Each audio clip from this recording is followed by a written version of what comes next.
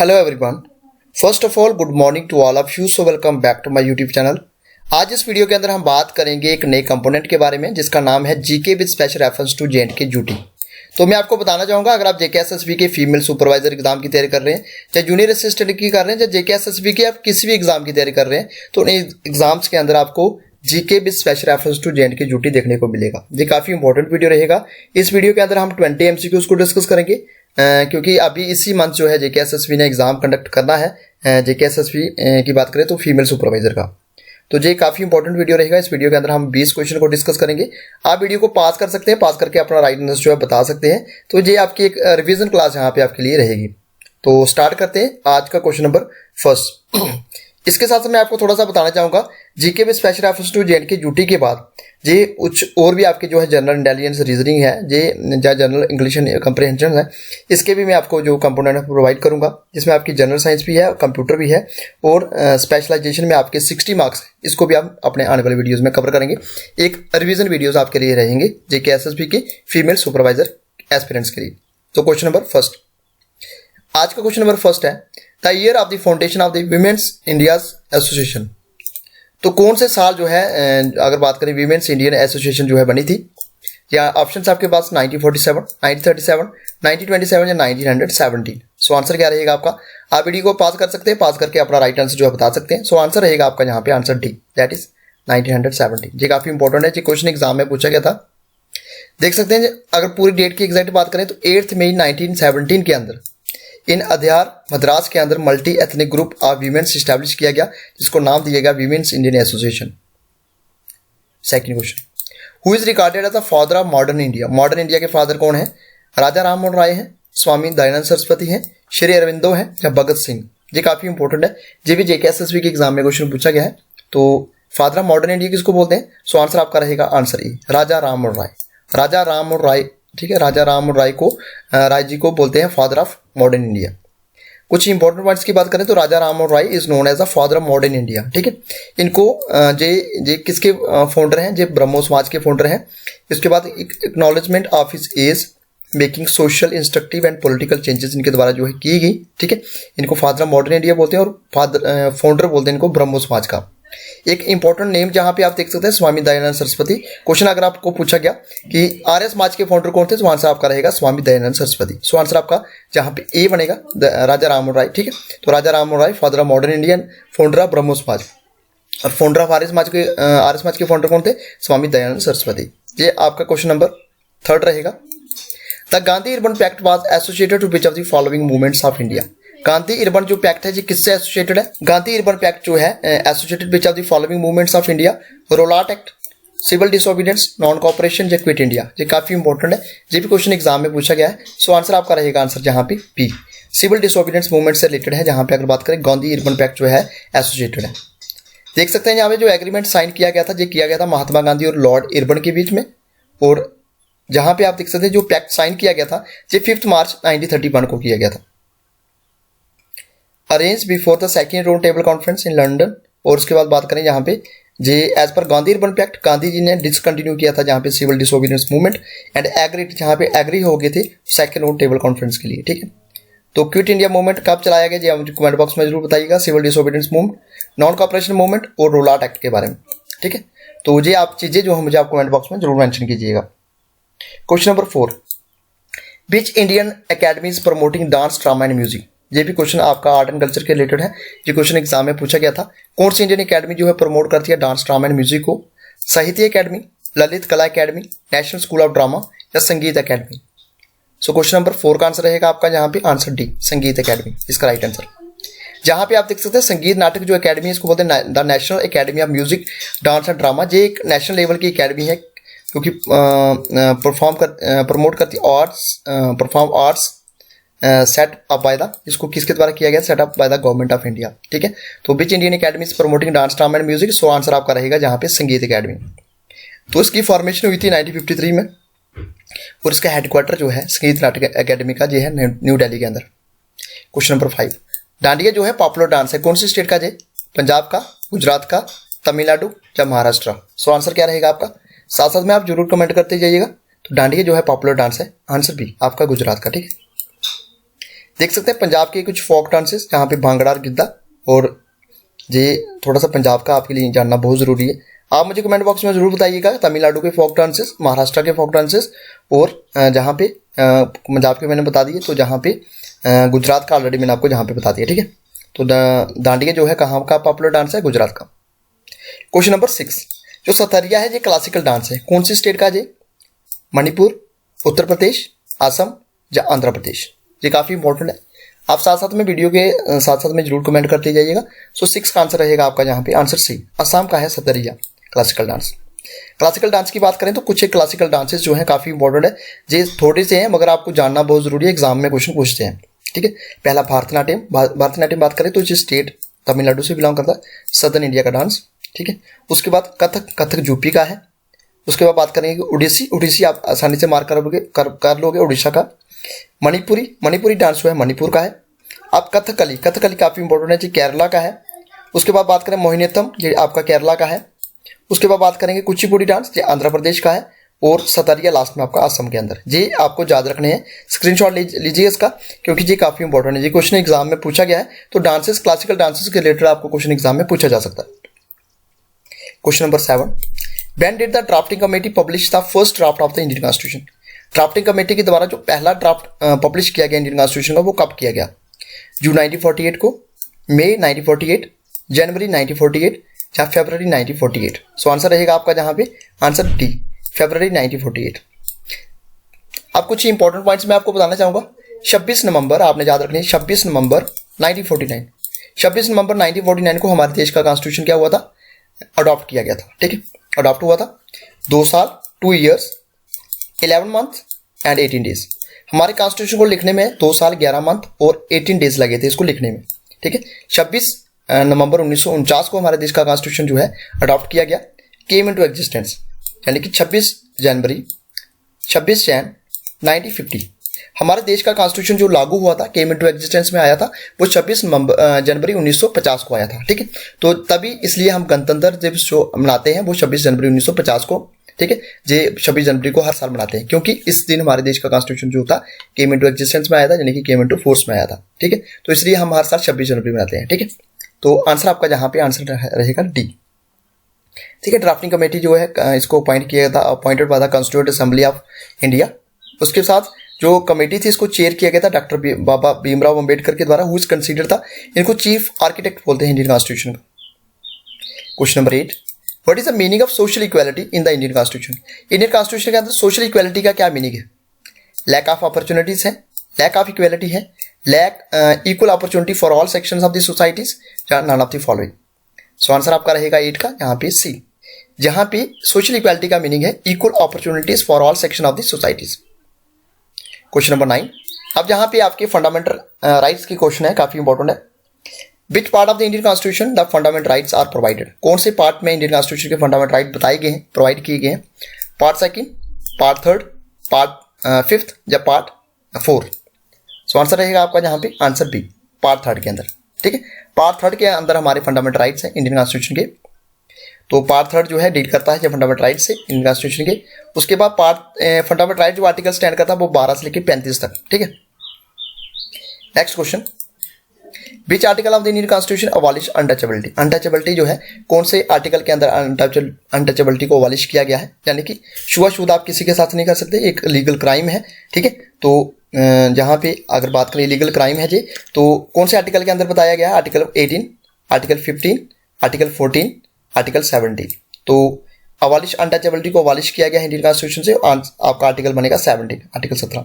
Article 17 आता है ये राइट टू इक्वालिटी के अंदर, ठीक है। तो राइट टू इक्वालिटी के अंदर आता है आर्टिकल 17, तो ये आता है स्टैंड करता है आर्टिकल 14 से लेके 18, ठीक है। तो आर्टिकल 14 के अंदर आर्टिकल 14 से लेके 18 ये पहला है राइट टू इक्वालिटी हमारी इंडियन कॉन्स्टिट्यूशन में, फंडामेंटल राइट, ठीक है। नेक्स्ट बात करेंगे आर्टिकल 17 की, ये इंडियन कॉन्स्टिट्यूशन के अंदर ये बताया गया है अबॉलिश अनटचेबिलिटी। उसके बाद अनटचेबिलिटी क्या है, इसको अबॉलिश किया गया है, और इसकी अगर जो कोई प्रैक्टिस करता है तो is any form is forbidden. Question number 11, अब थोड़ा सा कुछ एक मैं यहाँ पे इंपॉर्टेंट पॉइंट्स यहाँ पे ऐड करना भूल गया। हमारे इंडियन कॉन्स्टिट्यूशन के अंदर जो फंडामेंटल राइट्स हैं, ठीक है, ये पार्ट 3 के अंदर मैंने ऑलरेडी बता दिया, 12 से लेकर 35 आर्टिकल, और ये फंडामेंटल राइट जो है कौन सी कंट्री से हमने बारो किए गए हैं, तो यूएसए। ठीक है, यूएसए को आपने राइट डाउन करना है, यूएसए इसका राइट आंसर है। ठीक है, तो यूएसए से हमने इसको बारो किया गया है। चलिए आगे देखते हैं। Question number 11, free and compulsory education to all children from 6 to 14 year. ठीक है, जो फ्री एंड कंपलसरी एजुकेशन है 6 से लेकर 14 साल तक पास मेड, इसको फंडामेंटल राइट बना दिया गया है by which of the following amendment. कौन सी अमेंडमेंट के दौरान इसको किया गया था, 82, 82, 83, 84 या 86। सो इसका राइट आंसर रहेगा आपका आंसर जहां पे डी, 86 अमेंडमेंट। 86 अमेंडमेंट के अंदर फ्री एंड कंपलसरी एजुकेशन दी गई है चिल्ड्रन को, अगर बात करें 6 to लेके 14 ईयर ऑफ एज। तो ये 86 अमेंडमेंट कब हुई थी, ये 2002 के अंदर हुई थी। ठीक है, तो एलिमेंट्री एजुकेशन को फंडामेंटल राइट बना दिया गया। आप देख सकते हैं आर्टिकल, इसको न्यूली जो आर्टिकल एडिट किया गया, इसका नाम दिया गया आर्टिकल 21A।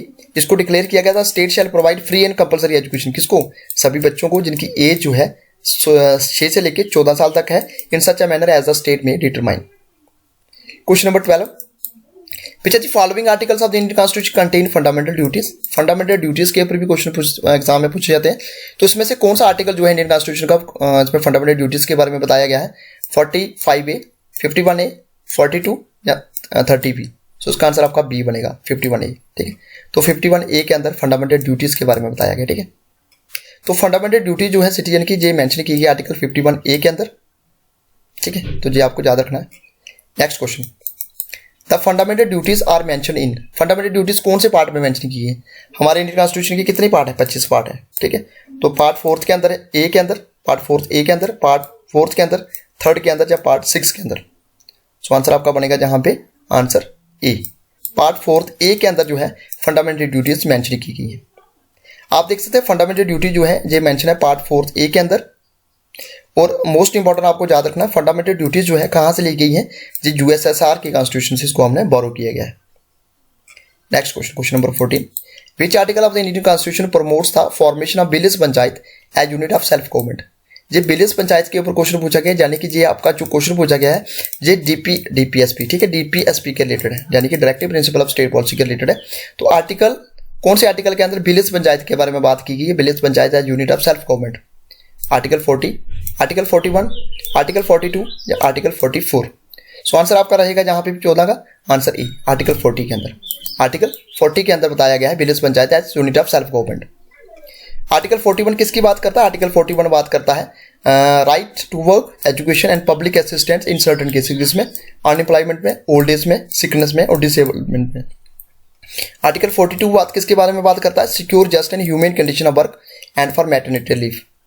आर्टिकल 44 किसकी बात करता है, यूनिफॉर्म सिविल कोड की बात करता है, that is citizen uniform civil code throughout the territory of India. ठीक है, तो यूनिफॉर्म सिविल कोड पीछे न्यूज में था, तो इसके बारे में कहीं मैं अलग से आपके लिए एक वीडियो लेके आऊंगा।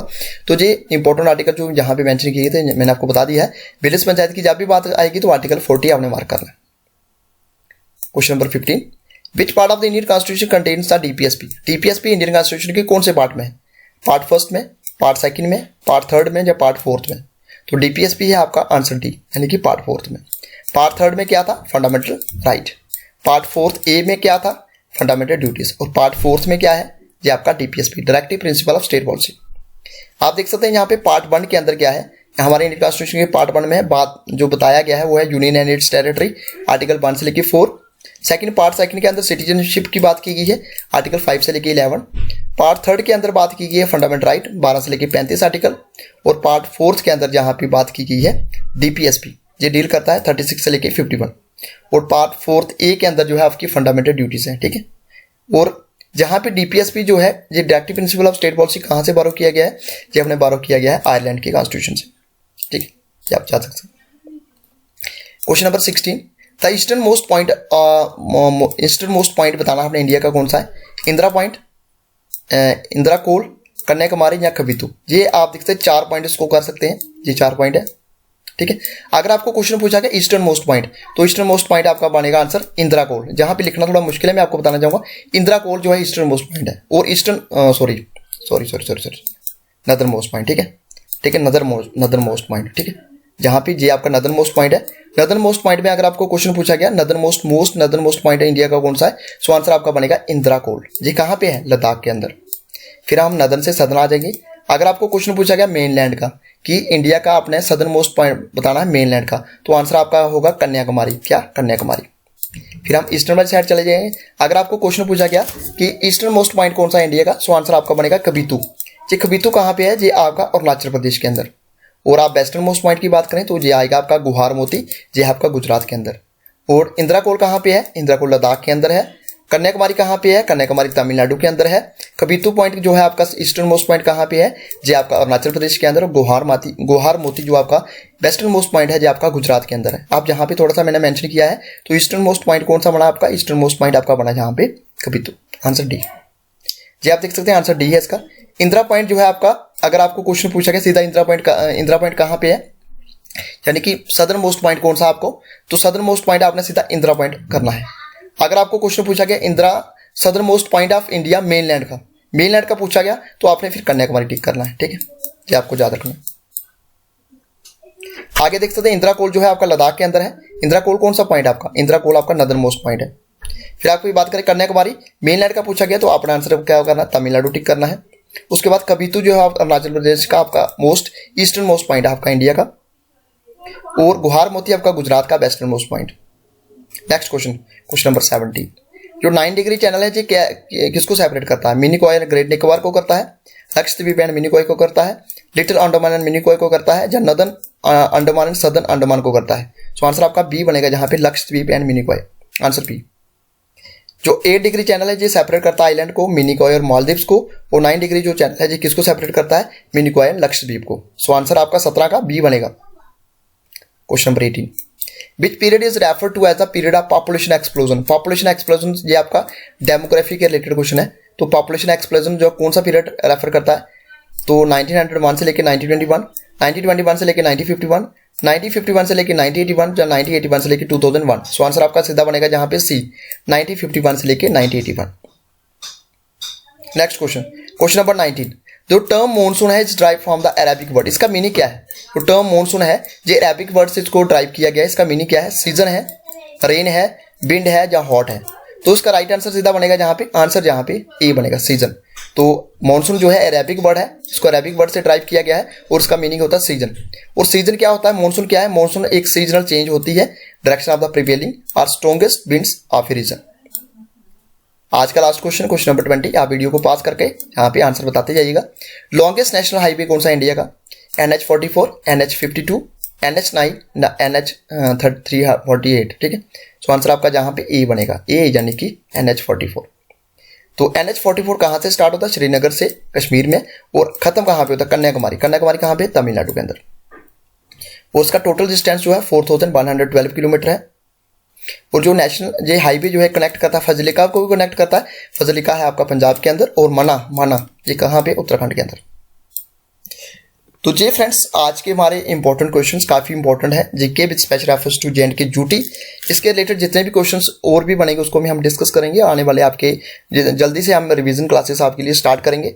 और जितने भी हो सकते हैं वो स्पेशलाइजेशन का भी आपका एक लिए टॉपिक जो है उसको हम कम से कम 60 क्वेश्चन आपके लिए लेके आएंगे। तो ये था फ्रेंड्स आज का हमारा वीडियो। कैसा लगा वीडियो कमेंट बॉक्स में जरूर बताइएगा। एंड में 20 क्वेश्चन जो आज हमने किए हैं, 20 में से आज सपोज करो हमने 20 क्वेश्चन किए, बट 20 में हमने बहुत सारे क्वेश्चन इसमें कवर किए। अप्रोक्सीमेटली अगर मैं 1 बाय 1 क्वेश्चन करता तो अप्रोक्सीमेटली आपके 50 से भी ज्यादा क्वेश्चन हो जाने थे। तो 1 बाय 1 हमने जो 20 क्वेश्चन किए हैं, आप कमेंट बॉक्स में अपने आंसर जो है जरूर बताइए। तो 20 में से आपके कितने क्वेश्चन ठीक है। तो कैसा लगा वीडियो जी, आप मुझे अपनी राय जरूर कमेंट बॉक्स में जरूर दीजिएगा। वीडियो को ज़्यादा से ज़्यादा लाइक करें, शेयर करें और सब्सक्राइब करें हमारे यूट्यूब चैनल को। Thanks for watching this video.